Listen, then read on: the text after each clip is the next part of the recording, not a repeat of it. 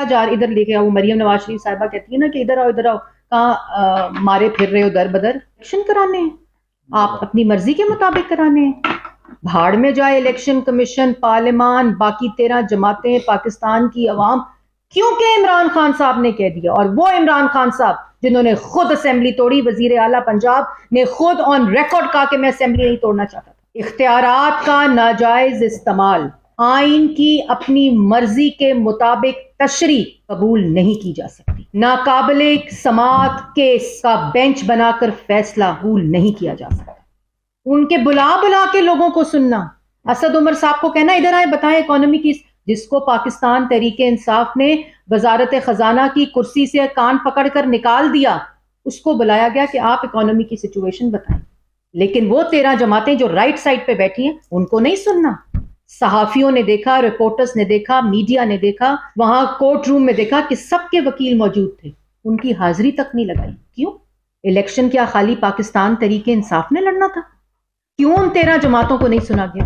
اور اس کیس میں نہیں سنا گیا جو ڈسمس ہو چکا ہے. کوئی سپریم کورٹ کی لاج رکھنے کے لیے سن لیتے، کوئی اس کا وقار برقرار رکھنے کے لیے سن لیتے. آپ ایگزیکٹو کے رول میں انگریس کر رہے ہیں، مداخلت کر رہے ہیں الیکشن کمیشن کے آئینی کردار میں. الیکشن کب کرانا ہے یہ الیکشن کمیشن نے اس کا فیصلہ کرنا ہے، عمران خان نے اس کا فیصلہ نہیں کرنا. لیکن ملک کے خلاف سازش کرنے والا تھا، فورن ایجنٹ تھا، گھڑی چور تھا، ٹیرین کا والد تھا. پہلے لانگ مارچ کا تماشا لگایا، پھر جیل سے بچو تحریک کا تماشا لگایا، اس کے بعد صرف عدالت سے بچنے کے لیے یہ الیکشن کا ڈرامہ کرایا اور اسمبلیاں تحلیل کی. اگر اسمبلیاں تحلیل کرنی تھیں تو پھر پہلے جو اسمبلی تحلیل کی پھر استعفے دیے، تو پھر استعفے منظور کیوں کرائے؟ وہ اسمبلی جو خود توڑنا چاہتا تھا، جس سے خود استعفیٰ دیا، اور اس کی سہولت کاری شروع ہو گئی. پارلیمان نے اس کو ریجیکٹ کر دیا. پارلیمان نے کہا یہ مداخلت ہے.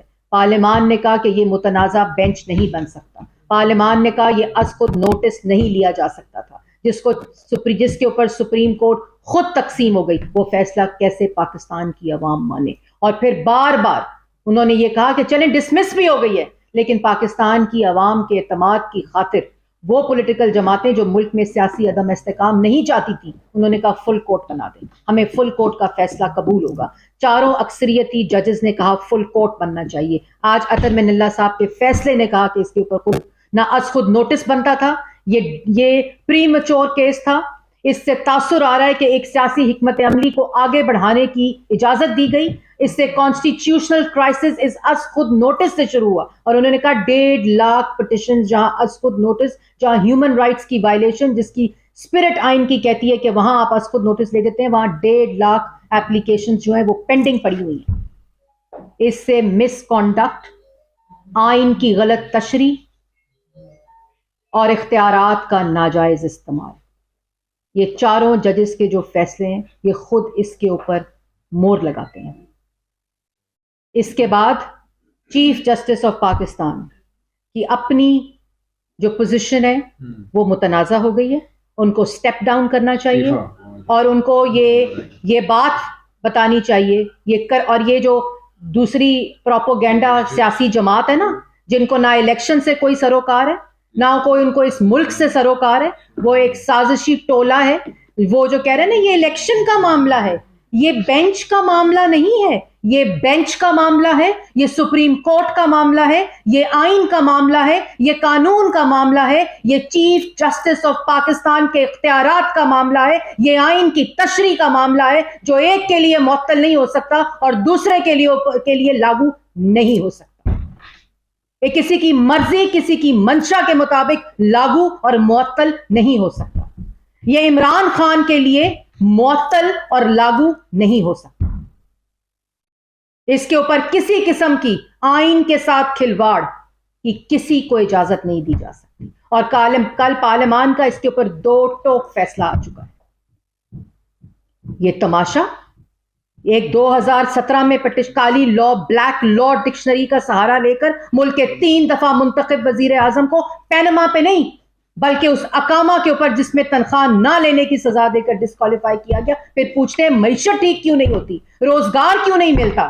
وہ اس لیے نہیں ملتا کیونکہ جب وزیر اعظموں کو ایک اسٹروک آف پین کے ساتھ غلط فیصلوں کے اوپر اور اس کے بعد گواہی آ چکی کہ یہ وہ غلط فیصلہ تھا. اس کے بعد ڈسکوالیفائی کر دیا جاتا ہے جب معیشت 6.2% پہ ترقی کر رہی ہوتی ہے, جب ملک کے اندر 14,000 میگا واٹ بجلی لگ رہی ہوتی ہے, جب آٹا 35 روپے کا اور چینی 52 روپے کی ہوتی ہے. اس وقت وزیر اعظم کو نکال دیا جاتا ہے اور پھر پوچھتے ہیں معیشت سنبھل کیوں نہیں رہی.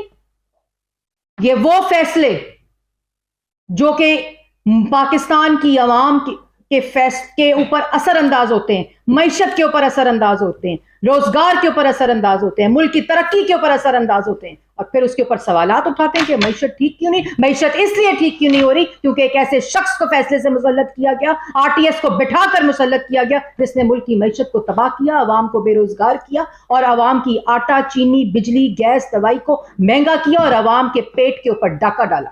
آج اسی کی سہولت کاری کی جا رہی ہے جس نے کسی بھی دوست ممالک کو ساتھ نہیں رہنے دیا, اور ایک کاغذ لہرا کر تماشا بنانے کی کوشش کی, جو بعد میں کہا محسن نقوی نے میرے خلاف سازش کی تھی. جب اسٹیبلشمنٹ نیوٹرل ہوتی ہے تو اس کو جانور کہتا ہے. جب سپریم کورٹ اس کے خلاف فیصلے دیتی ہے تو چیف جسٹس آف پاکستان کے تصویر کے اوپر جوتیاں مارتا ہے. جب ججز غلط فیصلے دیتے ہیں تو کہتا ہے اوے زیبا جج.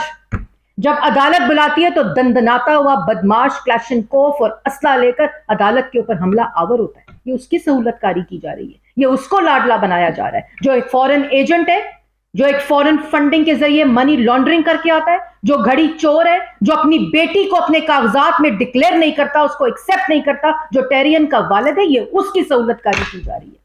اور جب اس طرح کے لوگوں کی سہولت کاری کی جاتی ہے تو ملک کے اندر سیاسی عدم استحکام آتا ہے, ملک میں مہنگائی ہوتی ہے, عوام کا روزگار چھینا جاتا ہے. اور جب 3 دفعہ کے منتخب وزیر اعظم جو لوگوں کو کارخانے لگا رہا تھا, لنگر خانے نہیں, جو ترقی دے رہا تھا, روزگار دے رہا تھا, عوام کو موٹر ویز کا جال دے رہا تھا, پوری عالمی دنیا پاکستان کی معیشت کے اوپر اور پازیٹیوٹی کے اوپر کامنٹ کر رہی تھی.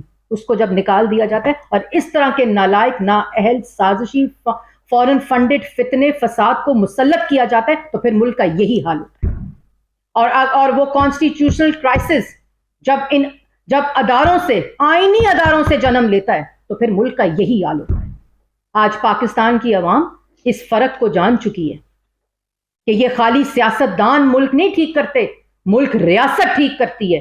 اور جب سیاستدان ٹھیک کر رہا ہوتا ہے تو اس کے خلاف سازش کی جاتی ہے, اور پھر بعد میں سوال کرتے ہیں سیاستدانوں سے. آج پاکستان کی عوام سب جانتی ہے, یہ تماشا ختم ہونا چاہیے, یہ آئین کے ساتھ کھلواڑ ختم ہونا چاہیے. ملک کے اندر بالکل الیکشن ہونے چاہیے, لیکن کسی کی مرضی, کسی کی دھونس, کسی کی دھمکی کی وجہ سے نہیں, بلکہ آئینی طریقے سے ایک وقت میں پورے ملک میں الیکشن ہونے چاہیے. یہ کوئی الیکشن کا معاملہ نہیں ہے, یہ ملک کے اندر جو آئین کی غلط تشریح بار کر کے آئین کے اوپر حملہ کیا جا رہا ہے, یہ معاملہ اس کا ہے. جی سوال. میڈم یہ آپ بتا دیں کہ یہ جو معزز